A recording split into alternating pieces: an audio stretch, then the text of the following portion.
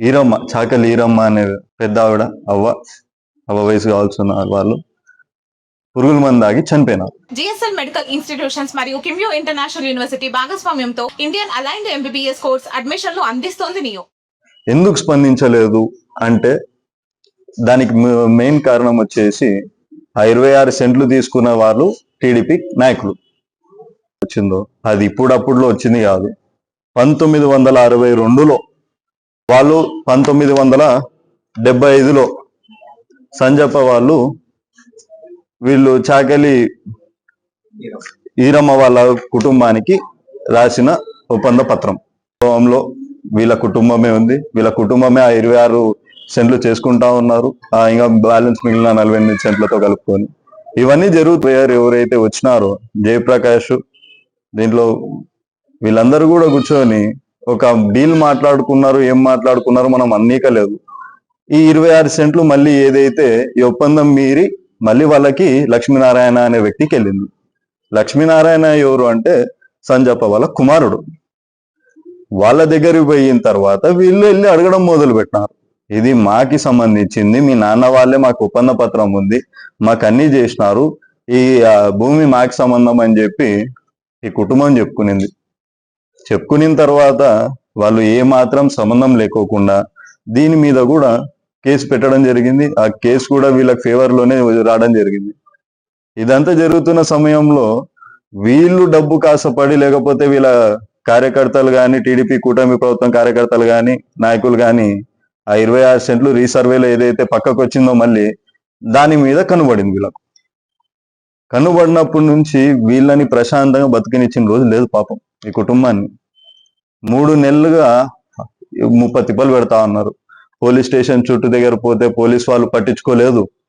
VRO MRO వాళ్ళ దగ్గర పోతే ఎంఆర్ఓ మేడం అయితే డైరెక్ట్ ఒకటే అంటారంట, అనుభవంలో ఎన్ని సంవత్సరాలు ఉన్నా మాకు సంబంధం లేదు, ఈ రోజు రీసర్వేలో ఎవరికైతే పేరు ఉందో వాళ్ళకి ఒకటే నేను మాట్లాడతాను అని. ఒక గవర్నమెంట్ ఎంప్లాయీ, ఆమె కూడా ఒక మహిళ కూడా ఒకసారి చెక్ చేసుకొని వాళ్ళకున్న పదవి ఉన్నప్పుడు వాళ్ళు ఒక మంచి పదవిలో ఉన్నారు, ఒక హోదాలో ఉన్నారు, ఒక గవర్నమెంట్ ఎంప్లాయీ, వాళ్ళు వాస్తవాలన్నీ కూడా ఒకసారి చెక్ చేసుకోవాల్సిన అవసరం ఎంతైనా ఉండేది. కానీ సిఐ గారి దగ్గర పోయి ఇట్లా పురుగుల మందు ఆగినారు, హాస్పిటల్ తీసుకొని పోతున్నారు, వీళ్ళ మీద కేసు ఫైల్ చేయండి అంటే పట్టించుకోలేదు. ఎందుకు?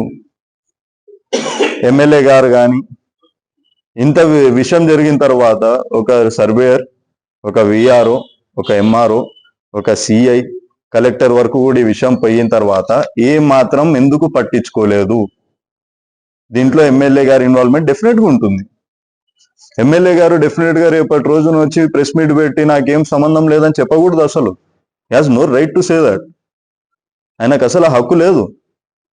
ఎందుకంటే వీళ్ళందరూ కూడా కలెక్టర్ గారు తప్పితే మిగతా వాళ్ళందరూ వచ్చేది ఆయన నియోజకవర్గంలో పనిచేస్తున్న గవర్నమెంట్ ఎంప్లాయీస్.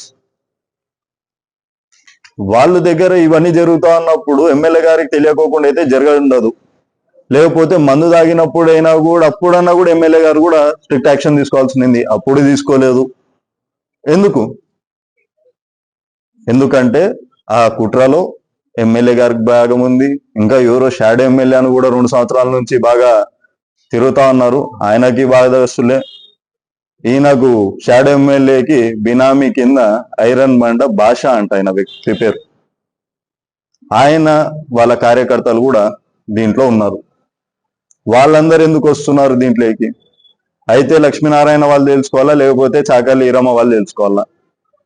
ఐరన్ బండ ఎక్కడో ఉన్న ఐరన్ బండకి గోనెగండ్లకి సంబంధం ఏంటి? వీళ్ళ ఊర్లేకి వీళ్ళ సేన్లేకి ఐరన్ బండలో ఉన్న డాన్ భాష అంట ఆయన పేరు, కానీ భాష అని చెప్తా ఉన్నా. ఆయన దీనిలోకి దూరే అవసరం ఏముంది? ఆయన టీడీపీ కార్యకర్తనే. మీరు కావాలంటే కూడా ప్రతి చోట ఫోటోస్ ప్రూఫ్ కావాలంటే కూడా నేను ఇవ్వడానికి సిద్ధంగా ఉన్నా. ఆయన సేన్ లో వచ్చి దౌర్జన్యం చేయడానికి కూర్చున్నప్పుడు వీడియోస్ కూడా ఉన్నాయి నా దగ్గర. ఇలాంటివన్నీ చేస్తా ఉన్నప్పుడు ఎమ్మెల్యే ఏం చేస్తా ఉన్నారని, ఇలాంటి వ్యక్తినా మనము ఎమ్మెల్యేగా చేసుకునింది, ఇలాంటి వ్యక్తిగా మనము ఇంత మర్యాద ఇస్తా ఉండేది, ఇలాంటి పార్టీగా మనం ఓటేసి మన మన మన బతుకులు మారతాయని చెప్పి ఆశపడింది లేదు. ఇక్కడ వాళ్ళు ఉన్న దాంట్లో వీళ్ళందరికి కూడా ఎంతున్న అక్రమాలు చేయాలా, మేము సంపాదించుకునేది కావాలా, ఎమ్మెల్యే గారికి కమిషన్లు ఇస్తే మిగతావన్నీ షాడో ఎమ్మెల్యే గారు నడిపిస్తా ఉంటారు. చూస్తా ఉన్నాం ఇప్పటి వరకు. సర్లే ఇక్కడ గరుసు ఉసక ఇక్కడ వరకే జరుగుతా ఉంది, ఇక్కడ వరకే బాగా ఊరికే సంపాదించుకునే వరకు అని చెప్పి మీ ఊరికే ఉన్న దానికి ఈరోజు ఒక నిండు ప్రాణం పోయింది. జరుగుతా ఉన్నాయి. ఇది ఒకటే కాదు, ఇలాగా ఎన్నో జరుగుతా ఉన్నాయి, ఎన్నో ఊర్లలో జరుగుతా ఉన్నాయి. మాట్లాడేది ఒకటి, చేసేది ఒకటి, జరిగేది ఒకటి. దొరికిన చోట భూ కబ్జాలు, దొరికిన చోట ఉసుక మాఫియాలు. ఈ ఎమ్మిగనూరు నియోజకవర్గ ప్రజలకి మీరు ఏం చెప్పాలనుకుంటున్నారు? ఇది ఫస్ట్ ఇన్సిడెంట్ కూడా కాదు. ఈరోజు కూడా ఇంకా తేడా లేదు. అంటే ప్రజలు చనిపోతుంటే మేము ఎదుగుతాము, లేకపోతే ప్రజలు చనిపోయినా నాకు అవసరం లేదు, నేను పట్టించుకోను, నా కమిషన్ నాకు కావాలని చెప్పి ఏమన్నా రెస్పాన్స్ చేయదలుచుకున్నాడా? చెప్తా ఉన్నాను. ఆయన కేసు అనే మాట కూడా చనిపోయేంత వరకు కేసు పెట్టలేదు. అంటే ఎమ్మెల్యే గారి ఆదేశాల మీద కేసు పెట్టలేదా? ఏ విషయం మీద పెట్టలేదు? మరుసటి రోజు పొద్దున ఈరమ్మ అనే ఆయన అవ్వ చనిపోయిన తర్వాతనే కేసు నమోదైంది. అప్పుడు కేసు కూడా నమోదు కాలేదు. ఎవరి సమస్యలు ఉన్నా ఏమున్నా ప్రాణాలు పోతేనే ఆ కుటుంబానికి ఏమన్నా మర్యాద ఇస్తారా? అదనే చెప్పండి. ఈరోజు కూడా ఆ ముద్దాయిలు ఎవరైతే ఉన్నారో వాళ్ళని ఏమాత్రం పట్టించుకోకుండా, వాళ్ళకి విచారణ అంటూ ఏమీ లేకోకుండా వాళ్ళు ప్రశాంతంగా ఇంట్లో ఉంటున్నారు. ఇంట్లో కూర్చొని ఆ కుటుంబాన్ని ఖచ్చితంగా గవర్నమెంట్ ఆదుకోవాలి. వాళ్ళకి సంబంధించిన ఎక్స్గ్రేషియా ఇవ్వాలి. ఎక్స్గ్రేషియాతో పాటు ఆ ల్యాండ్ సెటిల్మెంట్ ఏదైతే మీ నాయకులు కబ్జా చేయాలని చూస్తూ ఉన్నారో అది కూడా విడిపించాలి బయటికి. మీరు వాళ్ళ దగ్గర ప్రూఫ్స్ అన్నీ ఉన్నాయి, కారణాలు కూడా. వాళ్ళు ప్రూఫ్స్ లేకోకుండా ఏం లేకోకుండా ఎవరు మాట్లాడడం లేదు. ఈ అధికారి దీంట్లో ఎవరైతే ఇన్వాల్వ్మెంట్ ఉందో వాళ్ళని సస్పెండ్ చేయాలి. సిఐ గారు, ఆయన పేరు చంద్రబాబు, ఆయన చేస్తున్న పనులు కూడా చంద్రబాబు. కేసు సంబంధంలో ఏం సంబంధంలో వాళ్ళకి న్యాయం జరిగిపోతుంది. అంతే. వాళ్ళకి న్యాయం అంటే పక్కన వాళ్ళకి అన్యాయం అని ఇక్కడ నేను చెప్తా ఉంటాను. ఎందుకని? ఆయన లా అండ్ ఆర్డర్ కోసమే కదా. ఈజ్ అ సిఐ, సర్కిల్ ఇన్స్పెక్టర్గా గవర్నమెంట్ శాలరీ తీసుకుంటున్నా అన్నప్పుడు ఇక్కడ ప్రజలందరూ కూడా ఇచ్చే ట్యాక్సెస్ మీదనే గవర్నమెంట్ ఆయనకు డబ్బులు ఇస్తా ఉంది, జీతం. ఈ పోలీస్ వ్యవస్థ టీడీపీ పార్టీ నాయకుల కార్యకర్తల, లేకపోతే పోలీస్ వాళ్ళు అన్నప్పుడు లా అండ్ ఆర్డర్ మెయింటైన్ చేసే ఆఫీసర్స్, అది కూడా ఒక మాట. వీళ్ళందరి నిర్లక్ష్యం వల్లనే ప్రాణం పోయింది, కుటుంబ సభ్యులు బాధపడతా ఉన్నారు.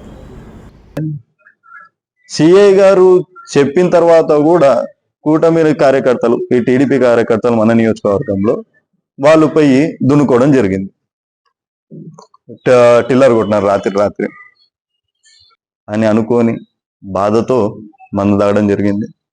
మందు దాగి మళ్ళీ హాస్పిటల్కి తరలిస్తున్న టైంలో రామాంజనేయులు అనే వ్యక్తి, ఆయన రోజుకొకరు చావాలి, ఇలాగా అందరు చావండి, మమ్మల్ని ఎవరు పీక్కోలేరు మాట అన్నాడు అని చెప్పి బాధిత కుటుంబాలు నాకు చెప్పడం జరిగింది. ఈ రోజు ఒక నిండు ప్రాణం పోయింది. నిండు ప్రాణం. పాపం ఆమె చేసిన తప్పేంటి? ఆమె ఆస్తి ఆమె అడగడం తప్ప? లేకపోతే వాళ్ళు ఏం చేసినా మేము ఏదైనా చేసుకోవచ్చు, మాకు ఆ పలుకుబడి, మా అధికారం నడుస్తా ఉంది, మా ప్రభుత్వం రూలింగ్ లో ఉందని చెప్పి అహమా?